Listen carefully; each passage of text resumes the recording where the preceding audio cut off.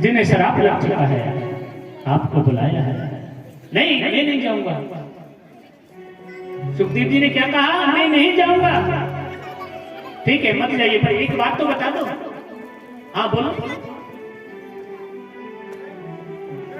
अगर कोई व्यक्ति नेत्रहीन है, अंधा है, और वो रास्ते में आ रहा है, और उस नेत्रहीन को आप देख रहे हो कि नेत्रहीन सामने से आ रहा है और उसके सामने एक कुआं है, तो वो नेत्रहीन उस कुएं में गिरेगा तो आप देख लोगे?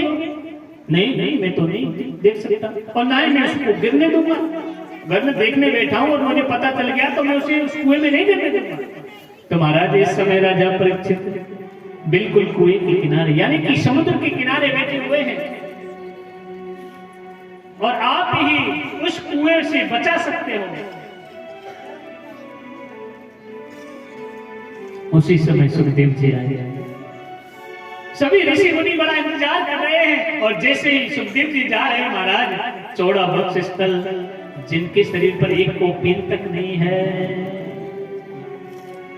और महाराज जैसे सुखदेव जी जाकर के पहुंचे, सुखताल नदी के किनारे बड़ी सुंदर व्यास पीठ बनी है, और इस व्यास गद्दी पर सुखदेव जी को विराजमान कर दिया, और परीक्षित आए, और परीक्षित ने आकर के महाराज सुखदेव जी का पूजन किया, और सुखदेव जी का पूजन करके अपने आसन पर बैठ गए,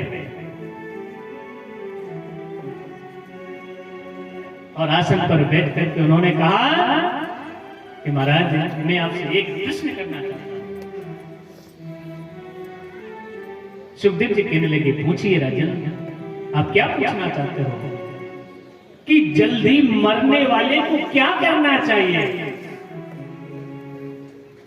सुखदेव जी मुस्कुरा करके गदगद हो गए, कितना सुंदर प्रश्न किया है। राजा परीक्षित को श्राप लग गया है, फिर भी कैसा प्रश्न किया है? जल्दी मरने वाले को क्या करना चाहिए? सुखदेव जी ये भी कह सकते थे, महाराज मैं अभी नहीं मरना चाहता, मुझे बचा लीजिए। कलयुग का इंसान होता ना, ये कहता, अरे महाराज मैं मरना नहीं चाहता, मैं मर गया तो मेरे बीवी बच्चे, ये परिवार, फैमिली कहां चल जाएगा है? पर राजा परीक्षित ने ये शब्द अपनी मुक्ति के लिए, पूरे संसार के लिए, आपकी और हमारी भलाई के लिए प्रश्न किया है। जल्दी मरने वाले को क्या करना चाहिए? मेरे पास में राजा सुखदेव जी समय नहीं है, जल्दी से बताइए। आज सुखदेव जी कहने लगे, राजन सावधान हो जाइए, सांस सांस पे कृष्ण बजे, बिरथा सांस मत खोए, ना जाने या सांस को आवन होए न होए। कि राजन पता नहीं दोबारा से ये सांस जो तुम्हारी निकल रही है, ये वापस लौट करके नहीं आने वाली है। जो आपकी एक एक सांस जा रही है, उस एक एक सांस पर कृष्ण का उच्चारण करिए, कृष्ण नाम का भजन करिए। आपके पास समय नहीं है। आज महाराज कितना सुंदर ये कहा। उसी समय राजा परीक्षित बैठ गए कि देखो राजन, आपने अपने लिए प्रश्न नहीं किया, पूरे समाज कल्याण के लिए प्रश्न किया है। सतयुग में एक व्यक्ति की उम्र कितनी थी? 1,00,000 वर्ष।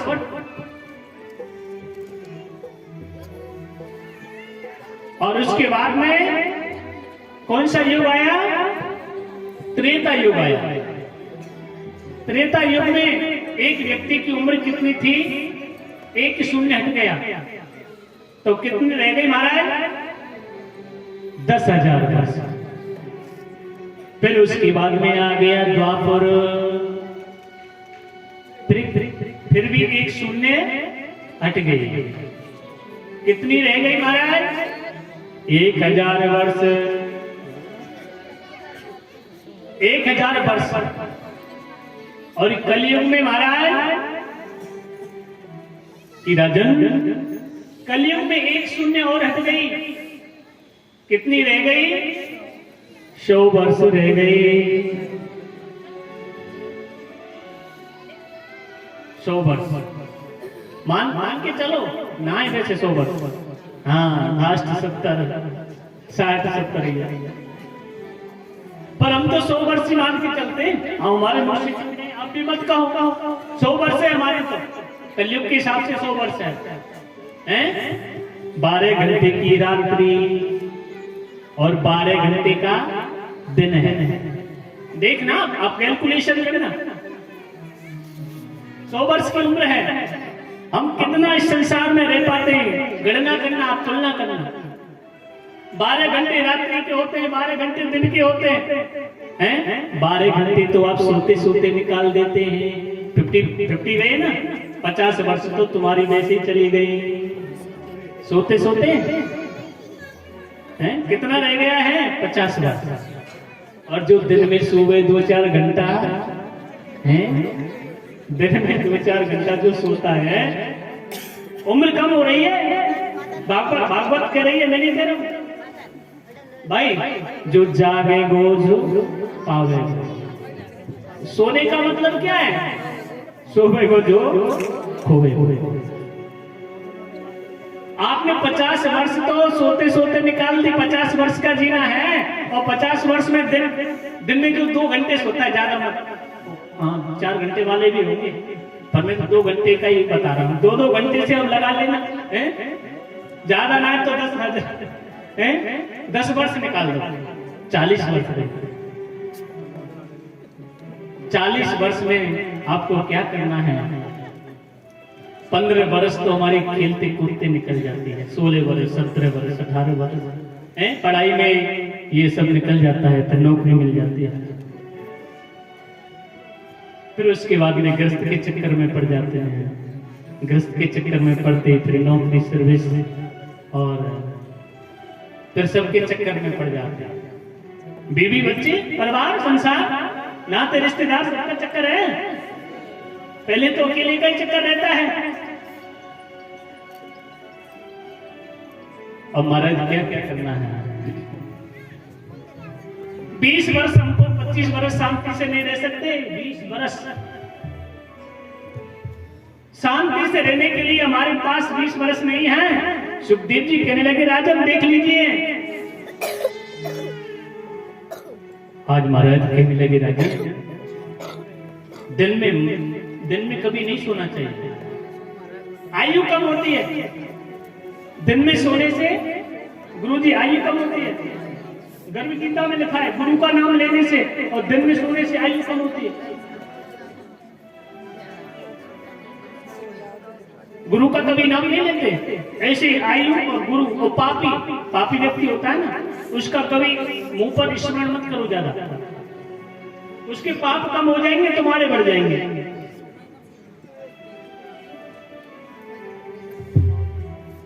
आज महाराज सुखदेव जी कहने लगे, राजन पहले समय में हमारी माताएं 12 घंटे सोने का नहीं है।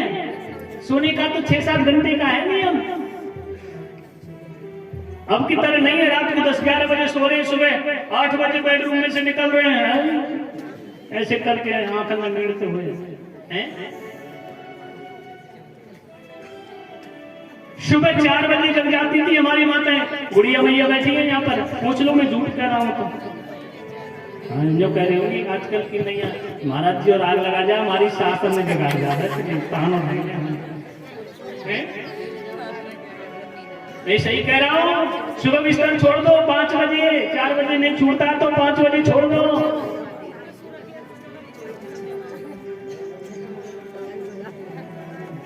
और बिस्तर छोड़ करके और सबसे पहले एक बात सुनिए। अब जैसे आपकी आंखें खुलती हैं, नेत्र खुलते हैं, हमारी मैया की 5 बजे आंख खुल जाए और तुम अलार्म भर के सो जाए ना, तो ना खुलने तुम्हारा। अलार्म भर के सो गए तो 1-2 को तुम्हें सही कर देंगे और 5 मिनट और खींच लेंगे। समय ऐसा आ गया महाराज, क्या करें। समय आया नहीं है, क्या है। समय को दोष मत दीजिए, समय को हमने और आपने बना रखा है, समय नहीं आया है। हमारी संस्कृति को बदलने वाले आप हो, अपनी संस्कृति को बदलने वाले तुम हो। अगर हम चाहें, आप चाहें, हम हमारी संस्कृति को नहीं बदलने देंगे। ये हिंदू सनातन संस्कृति, हमारा शास्त्र क्या कहता है? सुबह जागते ही काराग्रे वसते लक्ष्मी, कर मध्ये सरस्वती, कर मूले स्थितो ब्रह्मा, प्रभाते कर दर्शनम। आपके नेत्र खुलते ही किसी की तरफ मत देखो,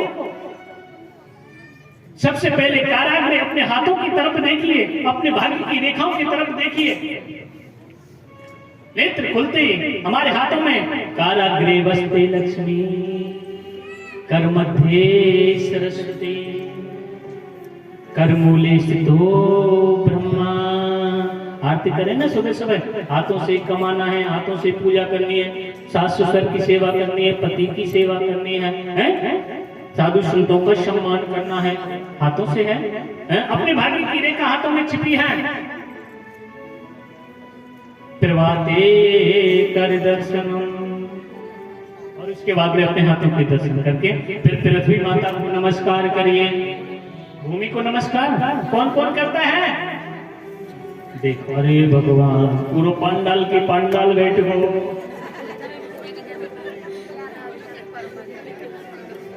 फिर पृथ्वी माता को नमस्कार करिए, और अपने घर में जो भी बुजुर्ग हैं, सास हैं, ससुर जी हैं, अपने से बड़े जो भी है, जेठानी है, चाहे कोई भी है, उनको राधे राधे, राम राम राम, जो भी अपने चलता है, जय श्री कृष्ण, वो करिए।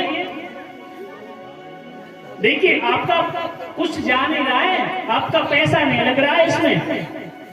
पैसा लगा क्या? सुबह जी के हाथों के दर्शन हो गए, सासू जी को नमस्कार हो गया, ससुर जी को नमस्कार हो गया, भूमि माता को नमस्कार हो गया, हैं? फिर अपने काम में लग जाओ, भजन भी करते रहो, झाड़ू भी लगाते रहो, हैं? हमारी मैया ऐसे करें, कल चाकी चला रहे ना, एक एक घंटा भजन गाते रहे, चाकी चलाते रहे, और अब तो ये ठोक ले कानून में, और वैसे ससुर बैठो रहे, सास बैठी रहे, कोई धक्का धक्का। देवी जी, श्रीमती जी ऑर्डर कर रही है किचन में से, क्या खाओगे? नौकरी पे ना साहब, क्या खाओगे? अंगार खाएंगे, हैं? सास ससुर की सेवा नहीं हो रही है, पति की सेवा नहीं हो रही है। पति के चरण दबाने से, विष्णु पुराण में लिखा है, पति के चरण दबाने से घर में सुख शांति और लक्ष्मी का वास होता है।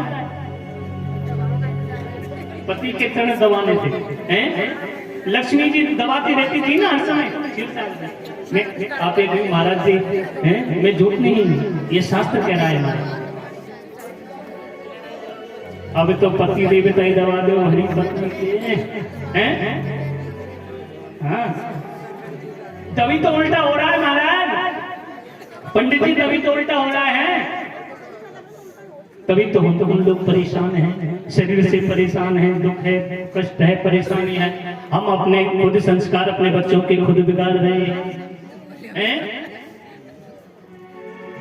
ये हमारी सुबह के काम है, ये हमारी सनातन संस्कृति है। और महाराज कितने काम हो गए। फिर आप स्नान करिए। स्नान कितने प्रकार के होते हैं मैंने बताया है, आज इस बात को आप बताओगे, मैं सुनूंगा। स्नान कितने प्रकार के होते हैं? अरे गुरु जी बता रहे 3 प्रकार के सत्य है। 3 प्रकार के स्नान होते हैं। कौन कौन से स्नान? फर्स्ट, ऋषि स्नान।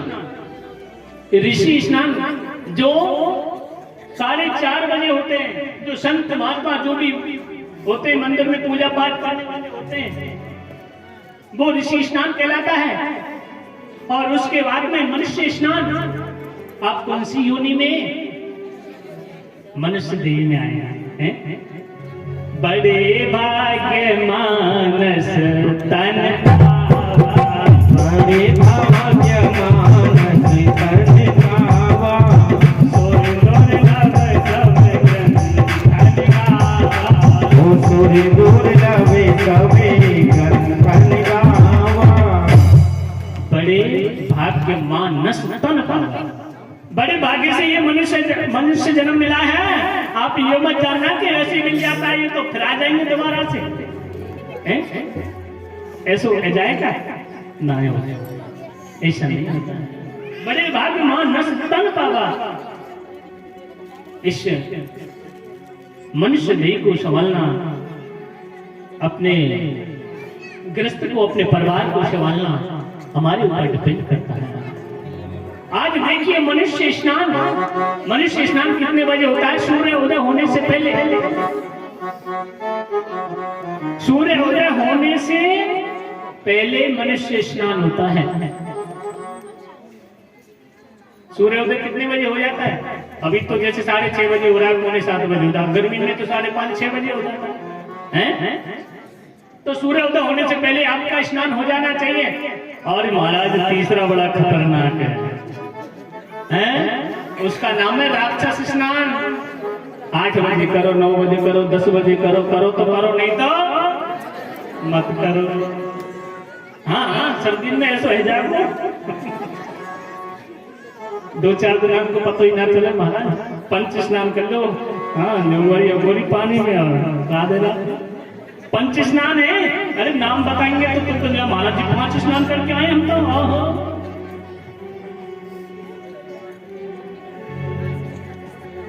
राक्षस स्नान। और महाराज फिर अपने ठाकुर जी का पूजा पाठ जो हमारे नित्य नेम होता है, क्योंकि सुबह में 2 मिनट 5 मिनट आपको वक्त मिलता है, तो गोविंद की पूजा करिए। वो प्रसाद ठाकुर जी, आपके घर में ठाकुर जी की पूजा करें। जो भी घर में अवेलेबल है, माखन मिश्री है, नहीं तो किशमिश है, जो भी है ठाकुर जी को भोग लगा दिए। फिर आप सुबह से शाम तक तो गप्पे लड़ाओगे, फिर टाइम ना मिला पूजा करने को। हाँ, ये सुबह अगर होगी तो है गई, 9-10 बजे पहले पूजा हो गई तो आपकी हो गई। फिर तो आपका समय ऐसे ही चला जाएगा। शाम को 6 बज जाएंगे, 7 बज जाएंगे, ठाकुर जी की तरफ ना तुम नजर करके देखेंगे, भूखो बैठे हो कि प्यासो बैठे हो।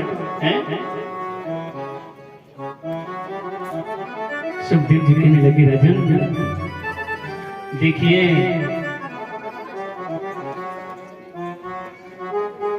कि परमात्मा इस सृष्टि को बनाते हैं,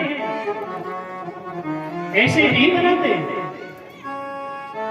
आप भी खाना बनाने के लिए बैठती हो तो सारा सामान एकत्रित करके रखना पड़ता है ना।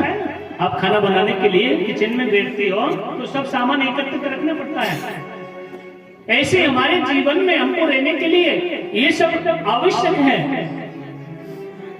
जो हमारे खाने के लिए ये सब सामग्री आवश्यक है, तो हमको जीने के लिए ये भगवान की पूजा, सास ससुर की पूजा, बड़े भाई जो भी हैं अपने घर परिवार में, ये सब आवश्यक है। आज महाराज परमात्मा इस सृष्टि को बनाते, ऐसे नहीं बनाते। पहले इस संसार में कुछ भी नहीं था। जरायु, अंडज कुछ भी नहीं था, केवल पर ब्रह्म था। और महाराज परिब्रह्म के मन में विचार आया कि मैं एक से अनेक हो जाऊं। केवल जल ही जल था, इस पृथ्वी पर कुछ भी नहीं था, कि मैं एक से अनेक हो जाऊं। तो महाराज जल का अर्थ होता है नार, और जल में ही नार का, यानी कि